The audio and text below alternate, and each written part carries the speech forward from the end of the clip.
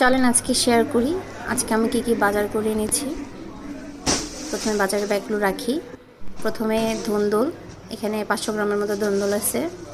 তারপরে 500 গ্রামের মতো কাঁচামরিচ।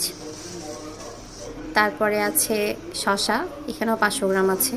যেহেতু আমরা দুজন মানুষ, আমাদের এত বেশি সবজি প্রয়োজন হয় না, নষ্ট হয়ে যায়, তাই অল্প করে কিনা। এরপরে পেঁপে, এখানে 750 গ্রামের মতো পেঁপে আছে। তারপরে হচ্ছে পেঁয়াজ, পেঁয়াজের দামটা কেন জানি কমতেছে না, 110 টাকা কেজি। তারপর কিনেছি আলু, 2 ধরনের আলু নিয়েছি।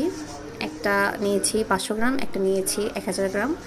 এখানে 2 হালি লেবু আছে, লেবুর দাম নিয়েছে 20 টাকা।